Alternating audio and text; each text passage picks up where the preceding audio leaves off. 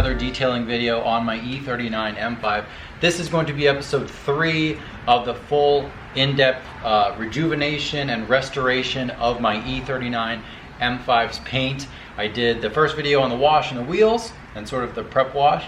Second video is going to be on decontamination, which should already be on the channel if you're watching this. And then this one is the third one, which I usually reserve as a prep slash taping procedure and sort of an inspection video. So there's not going to be a ton of action other than hopefully you guys not fainting from looking at this paint. So I did some glamour shots. I don't know how glamorous they're going to be, but they are glamour shots nonetheless of my M5's paint, which is quite frankly pretty atrocious.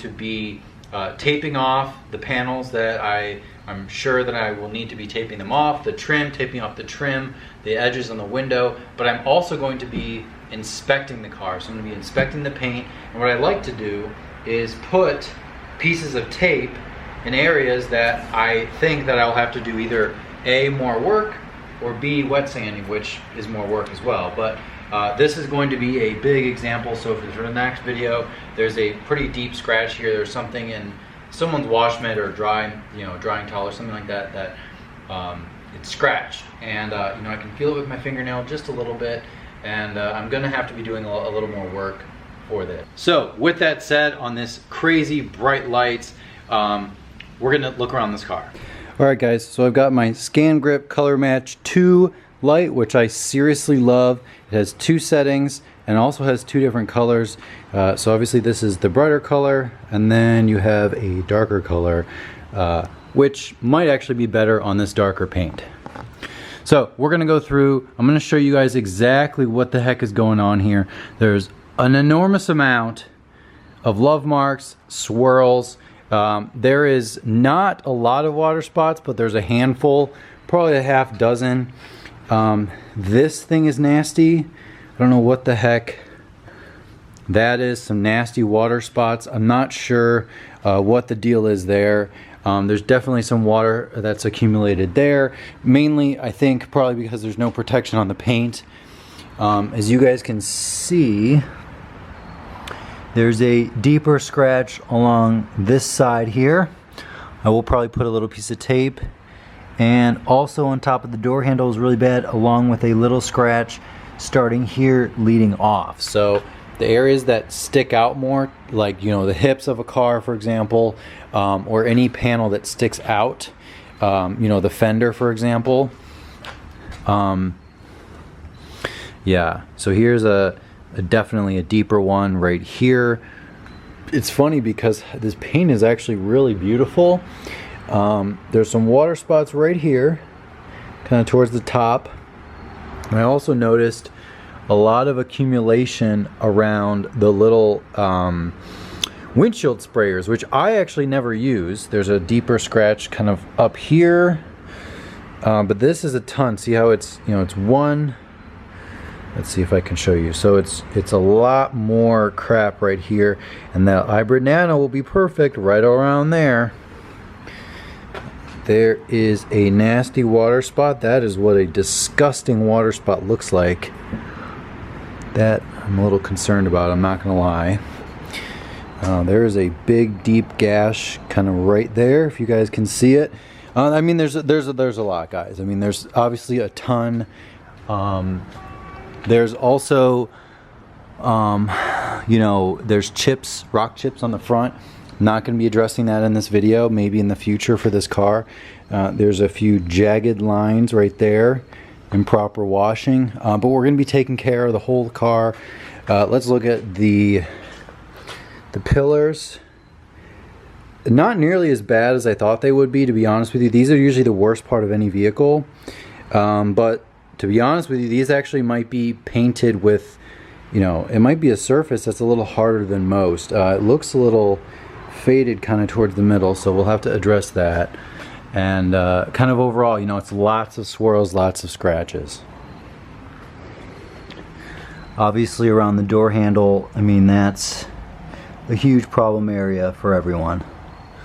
Okay, so we're going to be doing taping next. I'm going to tape all the areas that are very obvious. This car, of course, has plastic black trim that is really faded, and I don't know if someone else hit this with a polisher. I haven't touched this car other than washing it. So that wasn't from me, but I don't know what the heck. Hopefully that comes out when I address the trim. I'm definitely going to be taping all the plastics. I'll show you. I will tape around this little guy, but think about the Hybrid Nano. That's going to be fire right there. That's literally perfect. Taping around this little guy. I'm not sure if I'm going to take these out or not. Let's see. So taping, really this side trim is going to be my main concern. When I go around the door handle, sometimes I'll put tape under here and then polish right here, and then vice versa. If I'm going around here, you know, this door handle's shaped fine, so if I go here, it really won't be an issue. These plastics are going to be something to be concerned about, as well as the plastic here. This car is 15 years old, so we definitely want to not rub into this, because these are already kind of flaking off a little bit.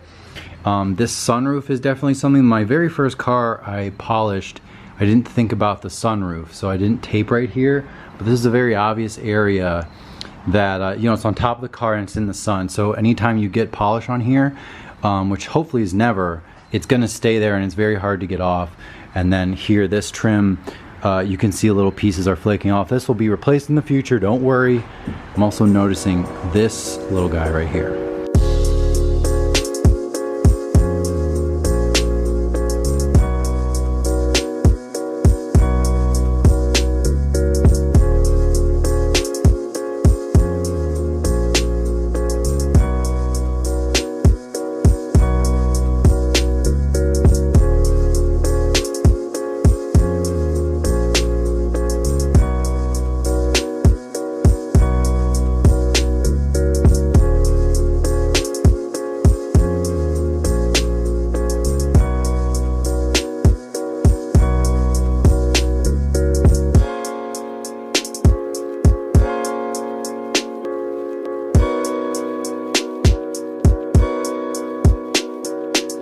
Alright guys, so as you can see, I am pretty much done taping. The key is to get any areas that you don't want to get polish on, because when you have the polish on the polisher and it's spinning very quickly, the residue is going to get on trim, and you don't want it on the trim because it's very, very hard to get off. And also the other areas that you would want to tape would be anywhere that you don't want to hit the polisher. So for example, I could theoretically tape right here, so when I'm going with the polisher, I don't smack right into it, because the polisher does have throw, 12 millimeters, 15 millimeters, whatever happens to be, and it will be, you know, rotating and potentially hit this. I do have the Hybrid Nano for these very small areas, so for now I'm not going to tape them yet, but I might in the future. So obviously we got this whole area, and then any trim that's the same level as the paint. So the trim, this plastic rubberized trim, I should say, that when I do the pillars, and I also got the trim inside, because one time, you know, polish gets inside here when you're going, you know, down the pillar, and it's much, you know, it's a big pain in the butt to get off. There is trim, you know, rubberized trim right here, but it's kind of sort of below this black piece of trim, so I'm not as worried about it. You know, I'll do a little test area or something like that and see how it goes. But definitely the windshield trim, especially on this car, it's actually pretty brittle. I'll probably have to replace it sooner rather than later. This is definitely a key area to get. Sometimes there's felt as opposed to the regular trim, but that's just regular trim. You know, some guys put a little piece of tape here because polisher comes up and could hit that. Stupid sprayers. I wish it was like this car that it doesn't have any. But it's not. The turn signals, and then obviously this, you know, large panel, that is definitely going to be a help to have that on there. And, you know, very obvious areas. I was thinking about popping out the grill, you know, because how am I supposed to polish right here? But I will tell you, there's some plastic that is falling off when I was starting to push out the grill. So as opposed to breaking and not being able to get the kidney back in, for now, I will either hand polish it or use the nano and just have to deal with it for now. We'll see. Maybe I'll change my mind. But that is the update. Take this off. And we got all around here. And I think that is going to wrap it up. You guys will notice I still have my badge on the car. I actually bought a new one. Look. Look how faded that one is. Actually, the red is really the most notable fading part of the badge. But and I have the 5 in there as well, so I have the M and the 5. What I'm gonna do, instead of just literally just taking it off or taping it, I'm gonna tape a stencil and then peel it down, polish it, and then put it back, and then put the badge, the new badge, on where it was, just so I don't have to take the tape off. That'll probably be easier.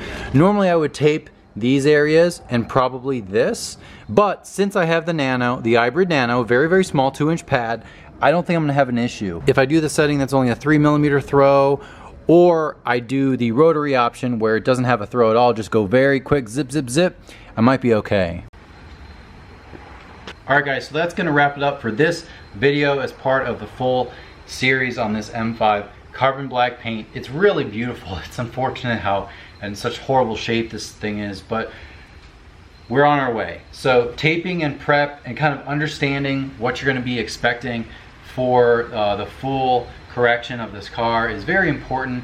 The prep for anything, whether you're painting or you're detailing or you're washing or anything outside of detailing as well, outside of cars, the prep is huge. Just like you're prepping for a test, you need to understand everything of what to expect of what you're going to do. Very obvious, I don't need to tell you guys that, but I think that is going to wrap it up. The tape I was using, by the way, so this is regular painter's tape that you would buy from like Home Depot. I don't find it to be an issue. It doesn't have residue and it pulls off just fine. Some guys say that there could be some sort of coating on the tape, so if you touch the polisher to it, it could affect the way that you're polishing, but I'm not a pro. I don't notice a difference, and it's a lot cheaper. Especially, it's nicer to have a thicker roll of cheaper tape for the the big trim areas.